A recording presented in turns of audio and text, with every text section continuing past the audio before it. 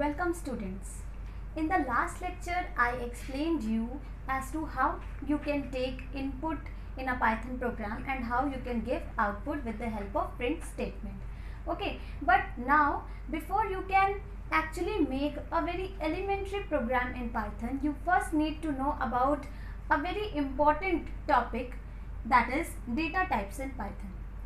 Now children, as you know that Python handles numerous types of data like integer, float, string, complex, etc. Okay, so in order to handle all these data, it has numerous types of data types which provide mechanism to work these kinds of data. Okay, so let us first see what is a data type. Okay, data types are the means to identify the type of data, range of values and the kind of operations that can be performed on a variable. Now see children, I told you that in Python a variable can be assigned any kind of value, okay, and any kind of value at any point of time, because a variable in Python follows dynamic typing. Okay, now what happens in case of dynamic typing? For suppose right now you created a variable a, okay, and you gave the value 5. Okay, let's see it here. You gave the value 5, right? Then after that you gave the value as xyz. This was allowed because you have no restriction that a, since a was given the value as 5 in the beginning, so now it has become an integer variable and now you cannot assign any other kind of value to this variable a. Okay, but this is not here. What happens here? You can assign any kind of value to the variable at any point of time. Now because of this you had a restriction also, that whenever you are performing any operation you must keep in mind that whether that operation is possible on the currently contained value of that variable or not. Like when a was 5, you can perform division of this variable a by 2, but if after this line if you try to perform a is equal to a divided by 2, then this won't work and it will give you error. Okay, because now you know that xyz is a string value and strings cannot be divided by 2.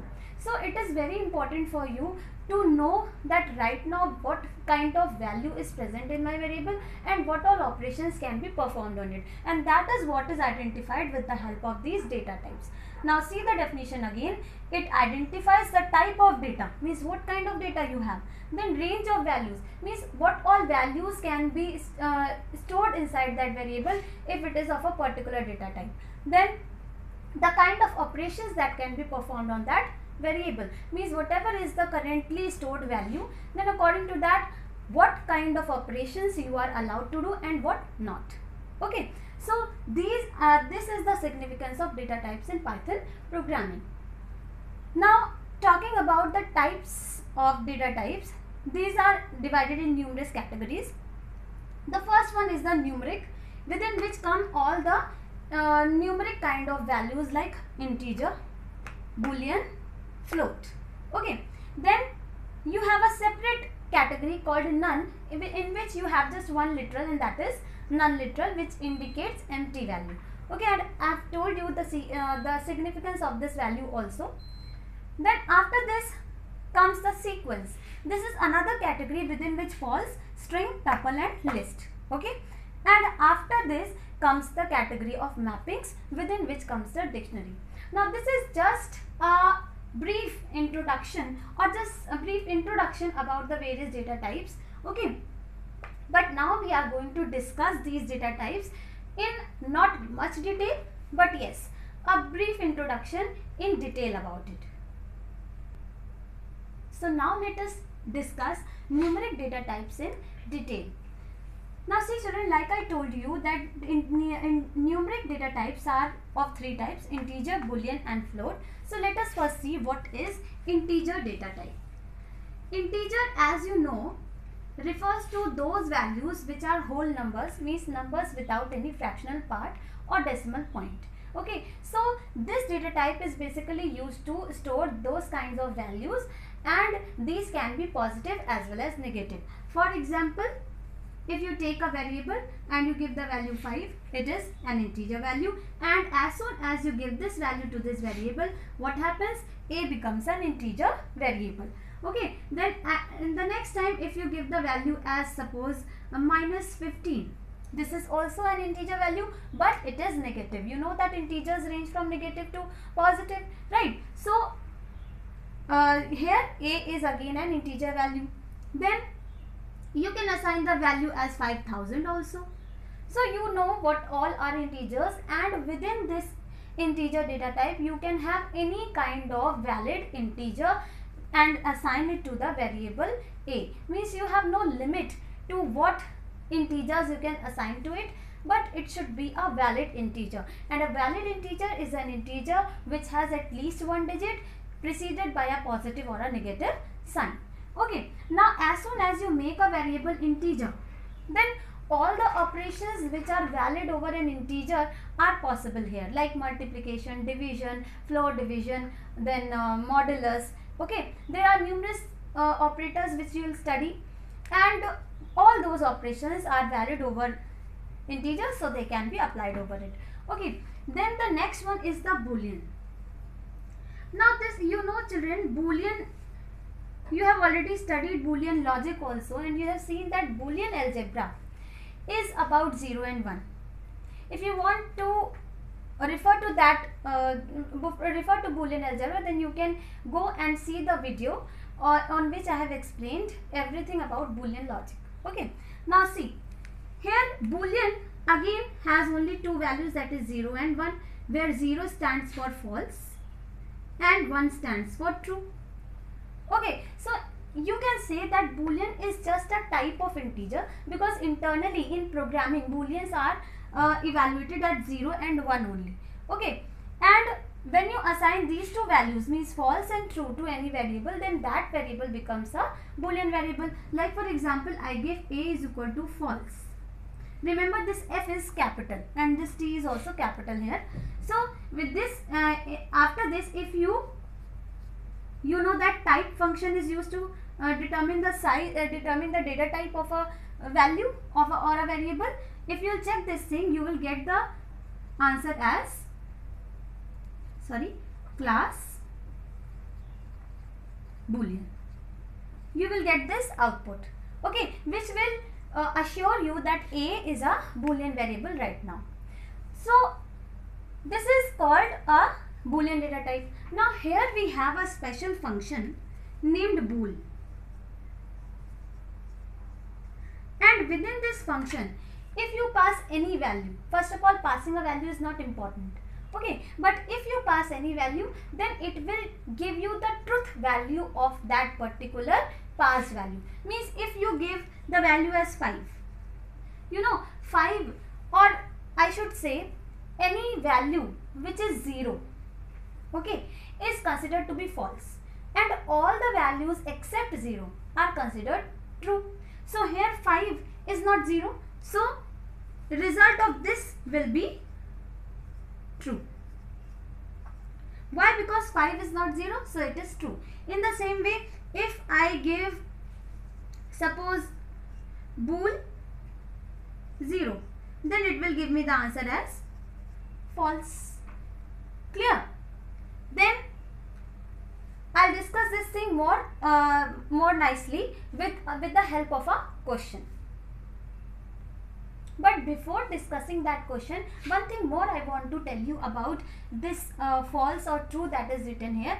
That this thing, you know that this F is capital, but you cannot enclose it within single quotes, because as soon as you enclose this this false within single quotes, it will no longer be a Boolean value, it will become a string value. And it just like if here this is 5, if I enclose it within single quotes, then it instantly turns into a string. So remember that you should not enclose this false and true within double or single quotes. So let us see the bool function with the help of a question. Bool function is used to return the Boolean equivalent of the passed argument. That is, it will either return the value answer as true, or it will return the answer as false. Okay, so see this question, you have to give output in this question. So Like I told you that within bool function it is not mandatory for you to send any argument, but if you send it then it works accordingly, and if you don't send then it automatically considers it to be false. Means if you do not pass anything then the answer will be false, right? Then when you pass 0, see here I have mentioned the values which are considered false. Apart from these values, all the values are considered true. Okay, so according to this, see 0 will be considered false, so the answer is false. Okay, then 1 doesn't lie within any of those values, so it will be true. Okay, then here you see what is there. It is 0 but enclosed within single quotes. Now this is a string, not an integer. जब आपने 0 को single quote में करते हैं तो 0 अब integer नहीं रहा, स्ट्रिंग हो गया. और कौन सी स्ट्रिंग फॉल्स मानी जाती है? Only empty string is considered false. यानी ऐसी स्ट्रिंग जिसमें सिर्फ सिंगल कोट ओपन किया है और क्लोज किया है, स्पेस भी नहीं है उसके बीच में, then such a string is considered to be an empty string and only that one is considered to be false. So here you can see this is not an empty string, so the result will be true. Okay, then here again this is a string, not an empty string, so true. Then here see it is a string but it is having a space in between, so this one will be again true. Now see this one is empty string, so it will be false, right? Then see this one, it is 0.0. 0.0 is the zero value for the float data type. Okay, so in float 0.0 is considered to be false, so this will be false. Now here you see 0.0 has been enclosed within single quotes, so it becomes a non-empty string, and non-empty string is true, so this will be true. Okay, then 0j. Children, you have come across the complex numbers in literals, right? So this is a complex integer literal which is having 0j, means 0 imaginary part, so this is also considered to be false. Look at that list. Okay, so this one will be false. Now see, I have enclosed 0j within single quote, so it becomes a non-empty string, and non-empty string is considered to be true. Okay, then this one, now you see here, you know what does int function do. If you don't know, then refer to the video in which I have explained simple input and output. Okay, now see int 0.0, so this function will convert this 0.0 into integer 0. Okay, then in this place what will come? Simple 0 will come, and this 0 when received by bool will result into false. Clear? Then bool str0. Now 0 is a integer 0. Now str function will convert it into string, so it will become string 0, and string 0 when it becomes, it is a non-empty string. When given to bool, it will give the answer as true. Okay, then bool float 0.0. So what does this 0.0 within string will be converted into 0.0 of float? Okay, and 0.0 of float is considered to be false, so its answer will be false. Clear? Then str 0.0 will convert this 0.0 into string 0.0, and this is a non-empty string, so when given to bool function, it will give the answer as true. So this is the function with the help of which you can determine the truth value of any function, of any value. But one thing more, children, I want to tell you that these Boolean values are internally considered integer only. So if suppose I write, look here, like if suppose I write a is equal to 10 plus true, then it will evaluate to 11 because true is 1, so 10 plus 1 is 11. Okay, and if at this place I would have written suppose I write false, then it will remain 10 because false means 0. Clear? So this thing also you must remember. Then the next numeric data type is float. Now you have already studied about float literals, and if not, then you can refer to the video in which I have explained literals. Okay, and there I have told you that float are those values which contain decimal point, or they represent the fractional numbers, and they are also called real numbers. So this data type represents those values which have decimal point. Okay, now and the float literals can be expressed in two forms. First was the fractional form, in which you have to you must have a decimal point and at least one digit before or after. Okay, so if I write 5.6, this is a fractional, this is a real number or float number in fractional form. In the same way, I can write just 5 point. This is also a float number. Then 0.5. Okay, then 1.623. All these values are the float values in fractional form. Okay, and in the exponent form, they are written, they have two parts, mantissa and exponent part, separated by the letter E. Okay, so the value is like 4.6 E minus 2 or 1.32 E minus 8. So these are some values which are considered to be float. What is important is that you must have a decimal point. And how we express any real number of fractional form into exponent form, this also you have learnt in the lecture of literals. Now there is one more category in the numeric data type, and that is complex number.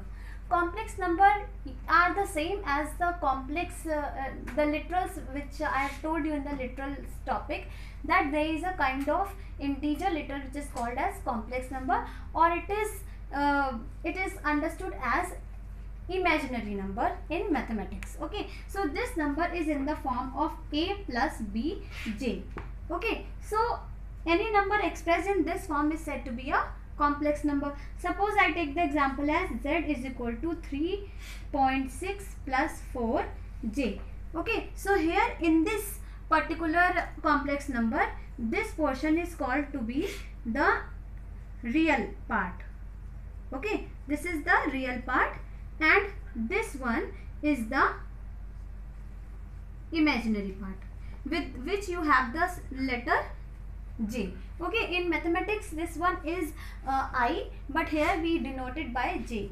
Now remember that the real and the imaginary part both are considered to be float values. So even if you write a complex number like z is equal to 3 plus 4j, still this 3 will be interpreted as 3.0 and this 4 will be evaluated as 4.0. So remember that real and imaginary, both the parts are float values.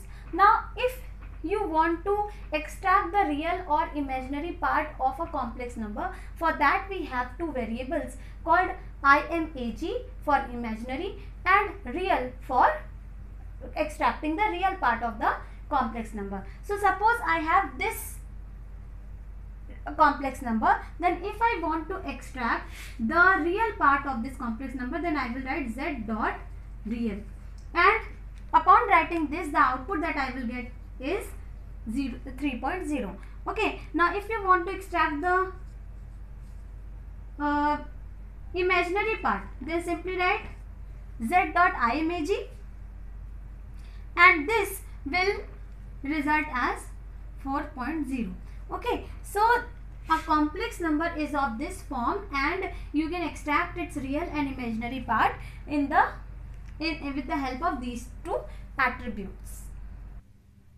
So after studying about the numeric data types, now let us see what are the sequence data types. Okay, sequence data type are of three types, that is string, tuple and list.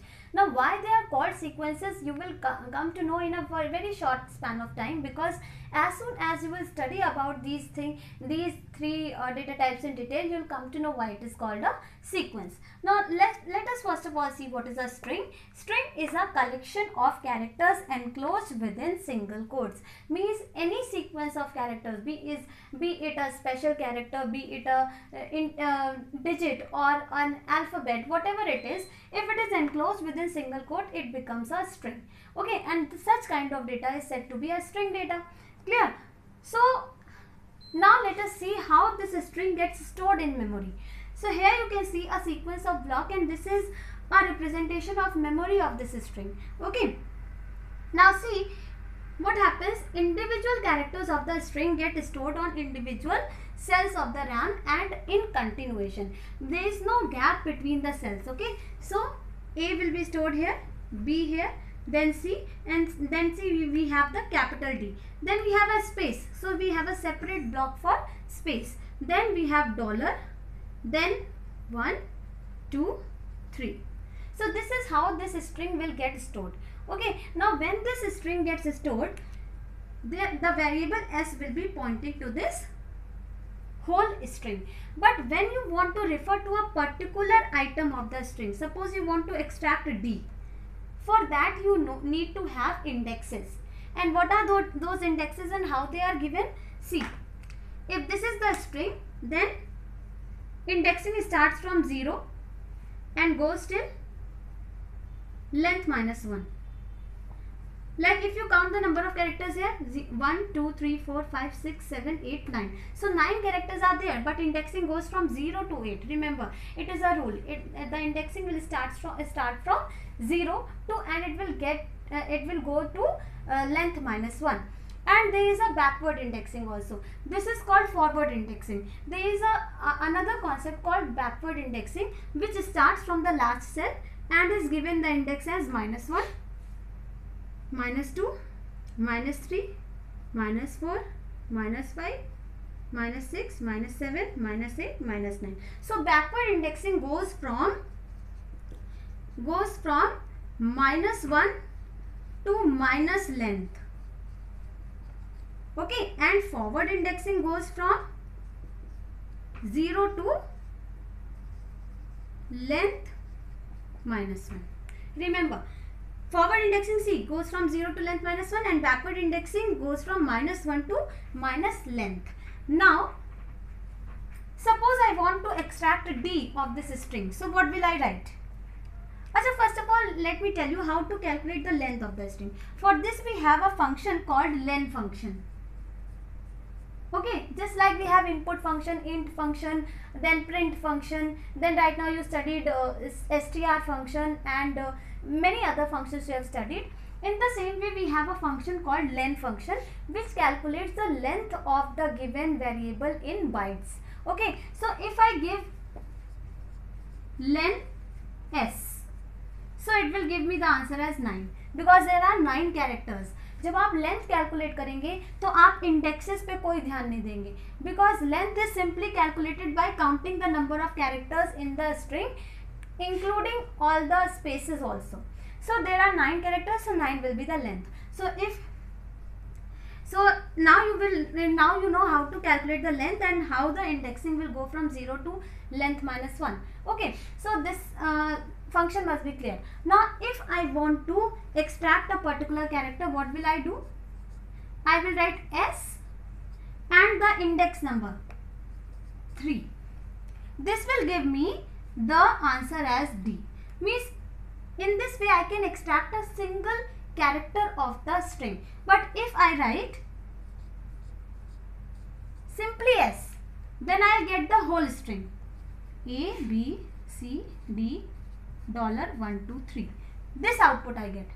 मतलब अगर आपने सीधे S लिख दिया तो आपको पूरी string मिलेगी, लेकिन अगर आपने कोई पर्टिकुलर इंडेक्स बता दी नेम के साथ में तो आपको उस पर्टिकुलर इंडेक्स का कैरेक्टर मिलेगा. Now similarly suppose if you want to extract this dollar, then what all you can write? One way is S5. We have one more way. This will give me the answer as dollar. Now see, another way to extract dollar is its backward indexing. Means if you write S minus 4, then also you will get the answer as dollar. तो आप चाहे backward indexing use करें चाहे forward indexing use करें, आपका एक particular character आप उसकी हेल्प से निकाल सकते हैं। And now you know the reason why string is considered as a sequence, because you can see it is a sequence of values which are indexed. तो कोई भी ऐसा डेटा टाइप जिसमें हमारे पास सीक्वेंस ऑफ वैल्यूज हो और उसमें हमें इंडेक्सिंग की फैसिलिटी हो, तो such a data type is called as the sequence data type. Okay, now see one more thing children, there is a formula to calculate forward index with the help of backward index and backward index with the help of forward index. So forward index is equal to backward index plus length. Means if you want to calculate the forward index and you already know what the backward index is and you already know what the length of the string is, then you can calculate its corresponding forward index. Now see here, suppose I want to calculate the forward index of dollar. Okay, and the backward index I know is -4 and length I know is 9. So -4 plus 9, what will the answer be? 5. Okay, and in the same way if you want to calculate the backward index with the help of forward index, then 5 minus 9 evaluates to -4, so you get the backward index. So this way you can calculate backward index with the help of forward index and vice versa. Then the next data type in the sequence data type is tuple. Now see, what is a tuple? Tuple is a collection of different types of values enclosed within parentheses. See children, there was one disadvantage associated with string, that it was a collection of characters, but all the characters within that string were string only. Means if you have a string, suppose ABC, then here A is also a string, B is also a string and C is also a string. And if in case you have another string, say A, B, C, $1, 2. Now here A, B and C are obviously strings, but dollar is also a string, 1 is also a string and 2 is also a string. So here every character will be considered to be string only, although it is a digit like 1 and 2. Okay, so for overcoming this disadvantage, we have another data type called tuple, which is a collection of different types of values, not just a string. It is a collection of different types of values enclosed within parentheses. Now strings were enclosed within single quotes or double quotes, right? But here tuples are enclosed within parentheses. So here is the example of tuple. See here, this T is a tuple which is having 2 asterisk ABC and 3.14 as its values. Okay, so you can see that it is a collection of different types of values. 2 is an integer, asterisk is a special character, but since it is enclosed within single quote, so it is a string. Again this is a string and this is a real number. So you can say it is a collection of different types of values. That is why tuple, and you will see that list also is called as a literal collection. Okay, now see the memory representation. Here you have 4 values, so you will have 4 indexes, but here remember that values will not be stored inside these cells. These cells will be pointing to the locations where these values are stored. So 0 index, see again there is indexing in this data type also. So this will be the 0 index, this will be the 1 index, this is 2 index and this is 3 index. Again we have the backward indexing also here, so it will be -1, -2, -3, -4. Same is the case which was there in case of string. Backward indexing and forward indexing, and the relation is also the same, but the way of storing values is a little bit different. T will be pointing to this complete value. Okay, now 0 index, see this is the element at 0 index, so this will be pointing to a location where the value 2 is stored. Focus upon the way this list gets stored. Then asterisk, so 1 index will be pointing where asterisk is present. Okay, then 2 index will be pointing where the value A, B, C is present, and 4th index, that is the index number 3, will be pointing to the value 3.14. मतलब values यहाँ present नहीं होती हैं, values आपकी यहाँ ये जो cells होती हैं, they point to these values. Okay, now since there is a forward indexing as well as backward indexing, so if you want to access the data of a particular cell, suppose you want to extract ABC, then how will you write? In exactly in the same way as you wrote in string. P of what is the index? Either you write 2 or you write -2. Both will give you the answer as ABC. So if you write P of 2, then the answer will be ABC. Okay. Then if you write P of -3, then it will give you the answer as asterisk. So this way you can extract particular element of the tuple. Okay. And if you want to print them at the same time, then you can give it like this also, T of 0 comma T of -1. So what will be the output now? T of 0 is 2, and you know when you don't give any separator character, then space comes by default. So space will come, and then -1 पे क्या है? 3.14. So after a space 3.14, this will be the answer. So this is a tuple, which is a collection of different types of values enclosed within parentheses. Now children, in one you will study this data type tuple in much more detail, because this is not only about this much, that it is a collection.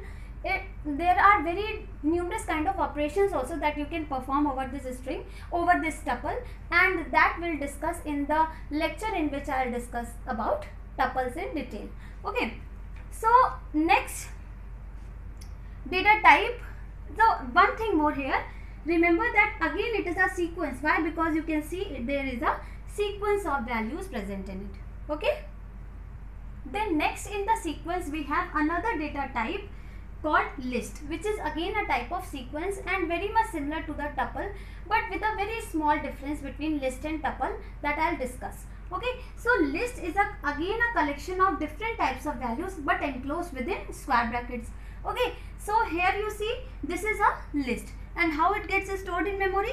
Again you will have 4 cells because there are 4 elements, and the indexes will be 0, 1, 2 and 3, and backward indexing will be -1, -2, -3 and -4. Okay, and now if you see how the values are stored in the same way like I did in case of tuple. So 0 index pointing to 5, then 1 index pointing to 3.6, then 2 index pointing to XYZ, and 4th index pointing to, means 3rd index pointing to $. Okay, so this is again the same kind of memory representation like it was in case of tuple. But what is the difference? Okay, so difference is that in case of tuple is immutable, means you cannot change the values which are stored inside a tuple. मतलब आप अगर ये एक tuple होती तो आप इस 5 की जगह 10 करना चाहे तो आप नहीं कर सकते. Values of a tuple cannot be altered, whereas values of a list can be altered because list is mutable. Now what is this mutable and immutable data type? That I will discuss in my next lecture. Do watch it when I make it. And remember that list, within list you can change the values of the list, and within your tuple you cannot make changes in the value. So how will you make changes? See, this is the way we used to extract any particular value of the list. Like suppose I want to extract 3.6. So there are 2 ways to extract this. One is to write L of -3. So L of -3 is 3.6. Okay, so it will give me the answer as 3.6. Okay, then after this if I write L of 2, then it will give me the value as XYZ. Now see how I change the value. If I write L of 2 is equal to 15. Now L of 2 means second index XYZ था ना, अब क्या होगा? 15 आ जाएगा. So what will happen?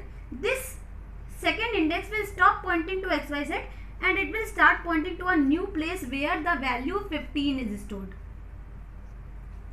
तो अब क्या हुआ? ये जो सेल थी अब XYZ को पॉइंट नहीं करी, अब ये 15 को पॉइंट कर रही. तो अब अगर आप लिस्ट को देखेंगे तो क्या प्रिंट होगा? 5, 3.6, $15. ठीक है, तो इसके बाद अगर हम लिस्ट को प्रिंट करें, So see what is the output, 5, 3.6, then XYZ की जगह 15 and then dollar. So this work is possible in list, but if you try to do the same operation with in case of tuple, you will get an error because tuples are immutable. Okay, you cannot change its values. So this is a minor difference between tuple and list, and this is again called a sequence because you can see again you have a sequence. So like I told you in the beginning that any collection of values in which you have indexing is a sequence. Okay, discuss the last category of data types, and that is mappings. Within mappings comes only one data type, and that is dictionary. Now children, dictionary is also a collection of different types of values, but it is not a sequence. Why? Because in case of sequences we had indexing. Here we don't have indexing. Here what we have? We have key value pairs. Now what does this key value pair means? You will have a key and a corresponding value, and whenever you want to extract that value you have to refer to its key instead of index. तो जो role sequences में index का था यहाँ पे वो role की का होता है, and there is no proper sequence. Okay, so see one example. This is a dictionary, and remember that these key value pairs are enclosed within curly braces. So tuple was within parenthesis, string was within single quote, then list was within square brackets, and your dictionary is within curly braces. So remember, these are some special characters which are reserved for these purposes, and you cannot use it for any other purpose. Okay, so if this is the dictionary, see how it is written. This is the first key value pair, this is the second key value pair, and this is the third key value pair, and there is no proper sequence. मतलब अगर आप इसको store करेंगे memory में तो कोई ज़रूरी नहीं है कि पहला पेयर यही हो. जब आप इसको प्रिंट करके देखेंगे तो हो सकता है ये पेयर पहले प्रिंट हो जाए या फिर ये पेयर पहले प्रिंट हो जाए, तो यहाँ पे कोई सीक्वेंस नहीं होता. And see how they are stored in memory in the form of mappings. See we have 3 indexes, 1, and in order to show you show that it is not in sequence, ये देखो कैसे होते हैं, dollar and then ए. हमारे पास 3 indexes हैं, ये देखिए ये हमारी की है, ये की है और ये की है. So these are the 3 keys, and what are the values, 24, then XYZ, and then 3.14. Now see, they are mapped actually. That is why they are called mappings. So 1 is matching to XYZ. Then A is storing the value 24. Okay. Then dollar is storing the value 3.14. So ये इस तरीके से store होती है memory में, and you can see this is mapping, right? So that is why dictionary is considered to be mapping type of data type, in which you have no proper sequence like you used to have in case of sequential data types. Okay, now if you want to access a particular item, suppose you want to access 24, then you have to write B, and within brackets you write the key, and you get the value as 24. Okay, then if you want to access dollar, then D dollar. की जैसी होती है वैसे ही उसे लिखा जाता है. If it is within single quotes, then you have to write it within single quotes. Okay, then if I write D of 1, then I'll get the output as XYZ.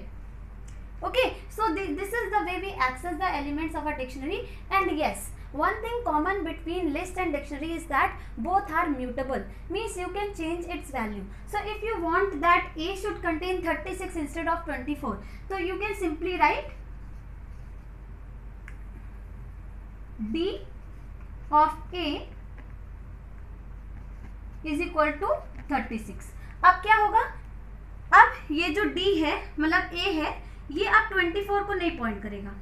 It will start pointing where 36 is stored. Okay, तो क्या होगा इस dictionary में, इस 24 की जगह आ जाएगा 36.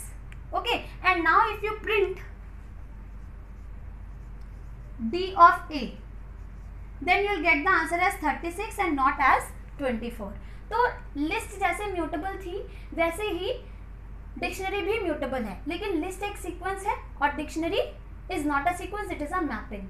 ठीक है, तो मैं आपको फिर से बता रही हूँ कि when you display dictionary, then it is not necessary that if this is the first key value pair in the dictionary, then you will get this one only as the first pair when you get the output. You can have this pair also in the beginning, this pair also in the beginning, so it happens randomly. Okay, that is why dictionary is not a sequence. So this was, children, all about the different data types in your Python, and I haven't discussed about none because none is nothing but it is a single value and it means an empty value. So whenever you don't have any value to assign to a variable, you can simply assign it none. Okay, so there is nothing much to discuss about it. So I think you must be clear about the various data types which are there in Python, and in my next lecture I will be discussing another very important topic, and that is operators in Python, because keywords, identifiers, literals, then operators, then these data types, all these are the elementary things with the help of which you make up an entire program in Python. So next we'll discuss operators, and then we'll continue with the programming portion. So till then it's over. If you have any suggestion or any query, you can answer in the comment box, and till then, thank you so much.